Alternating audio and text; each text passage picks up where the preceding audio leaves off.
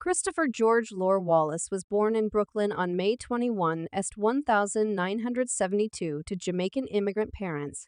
His mom, Veda Wallace, was a preschool teacher, and his dad, Selwyn George Lore, was a welder and politician. His father left when he was 2 and his mom worked two jobs to support him. Growing up in Brooklyn, Biggie faced struggles with depression and started dealing drugs around age 12.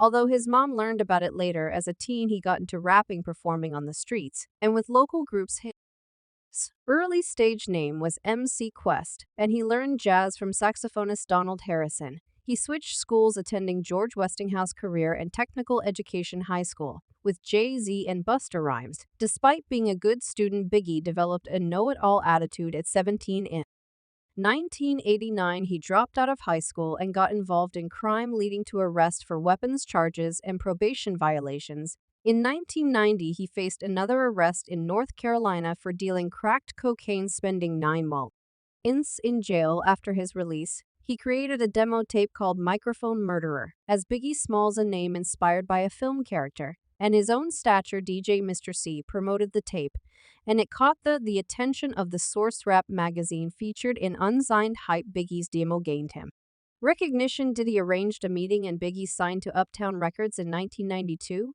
When Diddy was fired from Uptown, he started Bad Boy Records, making Biggie his first artist. In 1993, Biggie's girlfriend gave birth to his daughter Tiana. Despite their separation, he promised her the best. Combs, discovering Biggie's continued involvement in drug dealing, insisted he stopped. Biggie gained exposure with remixes of Mary J. Blige songs and adopted the moniker The Notorious B.I.G. He became friends with 2Pac Shakur around this time, with Lil C.E. recalling their close bond. Biggie's solo track Party and was released in 1994.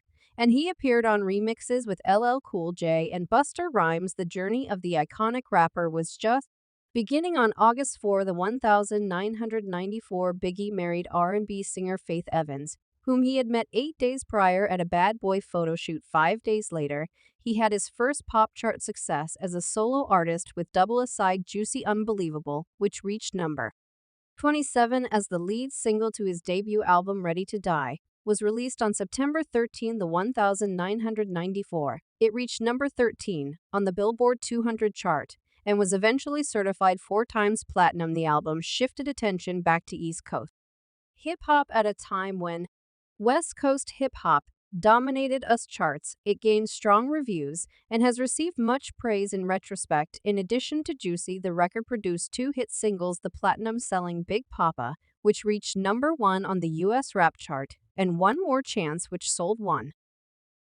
million copies in 1995. Busta Rhymes claimed to have seen Biggie giving out free copies of Ready to Die from his home, which Rhymes reasoned as his way of marketing himself. Biggie also befriended basketball player Shaquille O'Neal. Said they were introduced during a listening session. Forgive Me the Loot. Biggie mentioned him in the lyrics and thereby attracted O'Neal to his music. O'Neal requested a collaboration with Biggie, which resulted in the song You Can't Stop the Rain. According to Diddy, Biggie would not collaborate with anybody he didn't really respect, and that Biggie paid O'Neal his respect by shouting him out. Biggie later met with O'Neal on Sunset Boulevard in 1997. In 2015, Dad Dillinger, a frequent Shakur collaborator, said that he and Biggie were cool, with Biggie traveling to meet him to smoke cannabis and record 2 songs. In the summer, Biggie met Charlie Baltimore, and they became involved in a romantic relationship. Several months into their relationship, she left him a voicemail of a rap verse that she had written, and he began encouraging her to pursue a career in rap music. Biggie was booked to perform in Sacramento. When his group arrived at the venue, there weren't many people there, and when they started performing, they were getting coins tossed at them. When they left, they were held at gunpoint in the venue's parking lot, allegedly set up by E4's goons, who were angry about an interview Biggie did with a Canadian magazine in August 1995. Biggie's protege group Junior Mafia Junior Masters, at Finding Intelligent Attitudes, released their debut album Conspiracy. The group consisted of his friends from childhood and included rappers such as Lil Kim and Lil C.E., who went on to have solo careers. The record went gold in its singles Players Anthem and Get Money, both featuring Biggie, went gold and platinum. Biggie continued to work with R&B artists, collaborating with R&B groups 112 on Only You, and Total on Can't You See, with both reaching the top 20 of the Hot 100. By the end of the year, Biggie was the top-selling male solo artist and rapper on the U.S. pop and R&B charts in July 1995.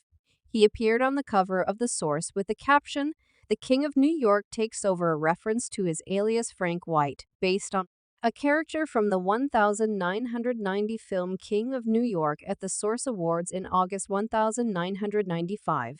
He was named Best New Artist, Solo Lyricist of the Year, Live Performer of the Year, and his debut album of the year at the Billboard Awards. He was Rap Artist of the Year. In his years of success, Biggie became involved in a rivalry between the East and West Coast hip-hop scenes, with Shakur, now his former friend, in an interview with Vibe in April 1995 while serving time in Clinton Correctional Facility. Shakur accused Uptown Records founder Andre Harold Diddy and Biggie of having prior knowledge of a robbery that resulted in him being shot 5 times and losing thousands of dollars worth of jewelry on the night of November 30, 1994, though Biggie and his N.R.H. were in the same Manhattan-based recording studio at the time of the shooting. They denied the accusation. Biggie said it just happened to be a coincidence that Tupac was in the studio. He couldn't really say who really had something to do with it at the time, so he just kind of leaned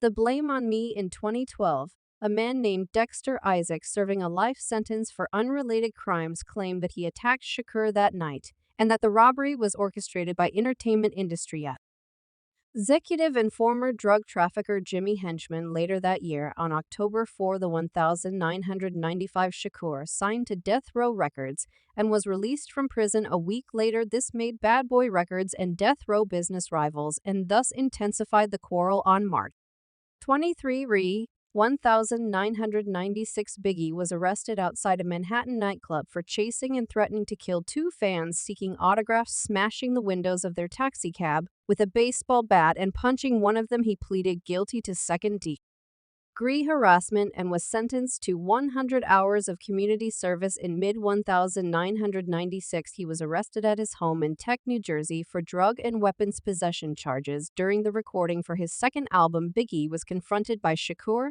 for the first time since the rumors started at the Soul Train Awards, and a gun was pulled. In June 1996, Shakur released Hit Him Up, a diss track in which she claimed to have had sex with Faith Evans, who was estranged from Biggie at the time, and that Biggie had copied his style and image. Biggie referenced the first claim on Jay-Z's Brooklyn's Finest, in which Jay-Z WS, "If Faye have twins, she'd probably have 2Pacs. Get it?" 2Pac says. However, Biggie did not directly respond to the track, stating in a 1997 radio interview that it was not his style to respond. On September 7, 1996, Shakur was shot multiple times in a drive-by shooting in Las Vegas and died 6 days later. Rumors of Biggie's involvement with Shakur's